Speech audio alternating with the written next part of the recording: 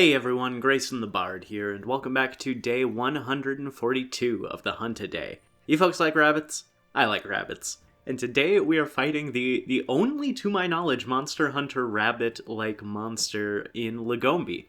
One of the original three bears, the Monster Hunter tri-bear trio of Arzuros, Lagombi, and Volvidon, and I think Lagombi, this may be a little bit of a hot take, is my least favorite of the three, even though I do enjoy all three of them. It definitely goes Arzuros, then Volvidon, then Lagombi.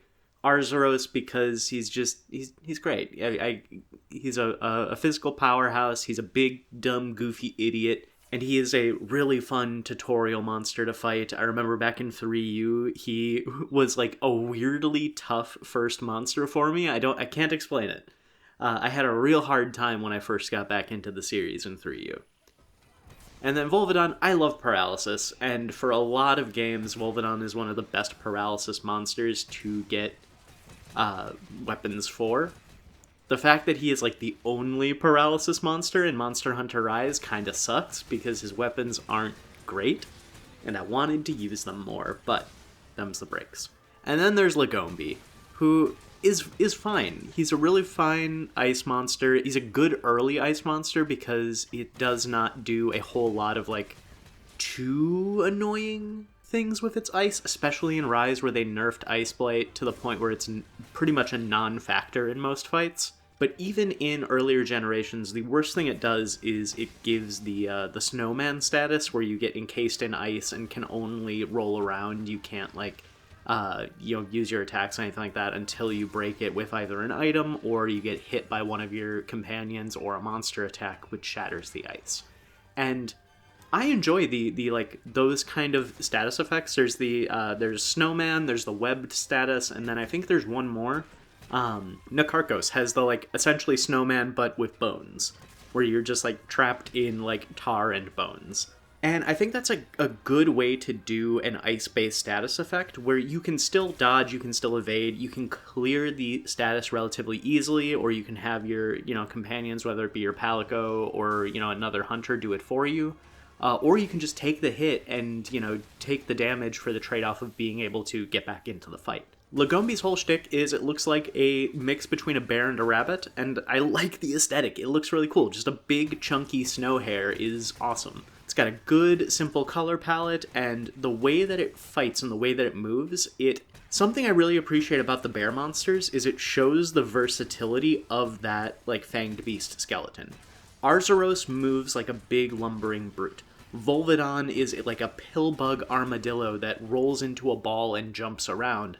And then you have Lagombi, who slides around on its belly on the ice like a penguin. All three of the monsters have very similar move sets. They have the triple claw swipe. They have the butt wiggle back slam, and they have the standard jump up and slam into the ground to do a little roll move.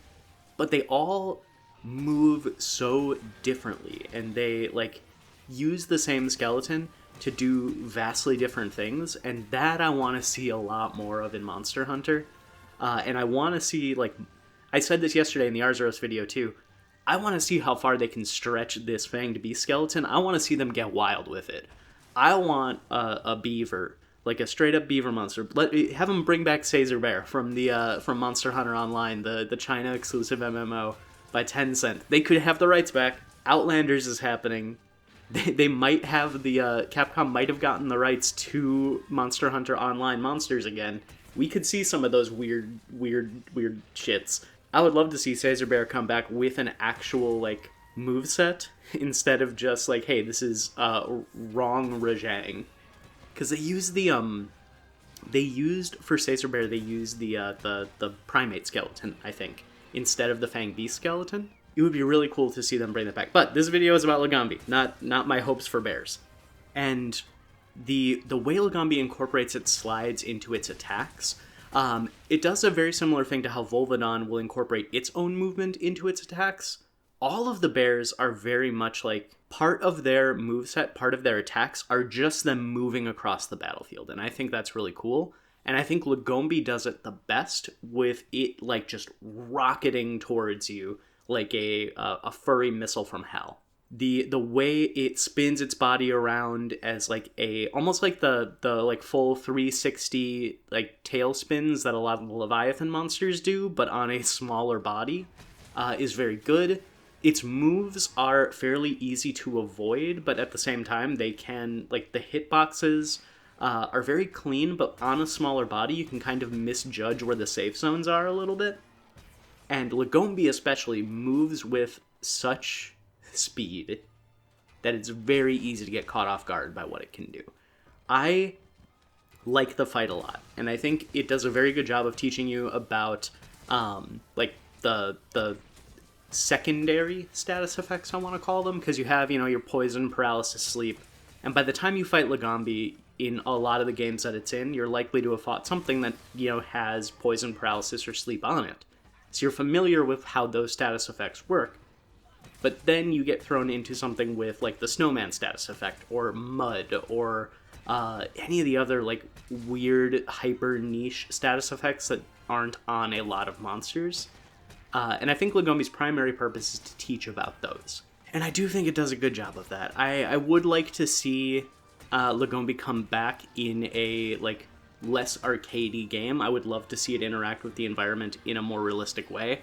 I would especially love to see, like, some more variety in the snowballs that it throws, or even, like, give me a non-ice-based Lagombi variant. Like, I would love a volcano Lagombi. I don't know how it would work, but a Lagombi hucking up, like, volcanic rock at you, I think that'd be great. I learned something new. I did not know that Lagombi had a turf war with Tetranodon. This was, I think, the first time I saw it. One of my big complaints with Rise, and I'm going to talk more about, like, kind of my send-off to Monster Hunter Rise in the next 3 hunts, because I have a lot of good to say about Monster Hunter Rise, and then there's some things that I did not enjoy that I'm not necessarily going to miss. I think Turf Wars got done dirty in Monster Hunter Rise because they are tied to the wyvern riding timer. A lot of the times you just don't see them. Like, there are monsters that have Turf Wars, and because you like, rode the monster right before another monster shows up, they'll, like, smack each other around a little bit, but they won't actually get their turf war because it immediately results in a wyvern ride animation, which can't happen if it's still on cooldown. It's a weird system. I get why they did it, but I think it caused, like, the turf war animations and the turf war mechanic to really get sidelined, which is unfortunate because there's a lot of really cool ones. In terms of if I think Lagombi is going to come back in Wilds, I am going to first say that, again, I am spoiler-free on Monster Hunter Wilds for everything past the release date trailer back in September. I do not know if Lagombi is coming back. I know I was able to, tell YouTube I wasn't interested in it before I saw anything from it, but I know there was just another trailer yesterday, so who knows, Lagombi may have been revealed. I don't want to know. I do not want to know anything about Monster Hunter Wilds until I have it in my hands, aside from what I've already seen back in September. So if Lagombi has been revealed, if you know that it's going to be in the game or anything like that, please don't tell me in the comments. I don't want to know. I want to be surprised. This is pure speculation. I think Lagombi has a really good chance of coming back in Monster Hunter Wilds. Inevitably, there is going to be an ice-based map. There has to be, because I can't just not have ice monsters. I say remembering that Legiana was the only ice monster in Monster Hunter World, but I want to believe they learned from that mistake.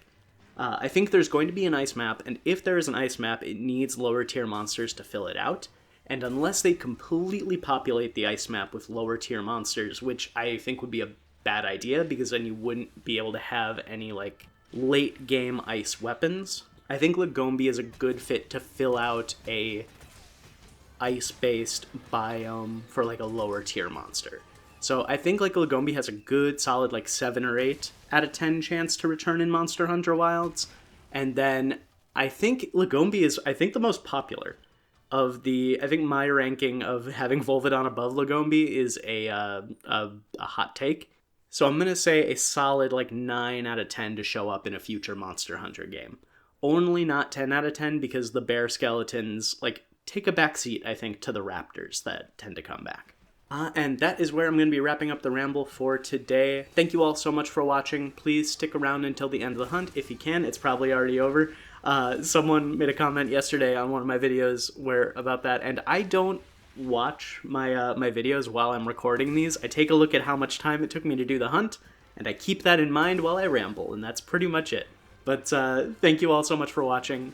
Like, comment, and subscribe if you want to. Don't if you don't. And until next time, I'll see you next time.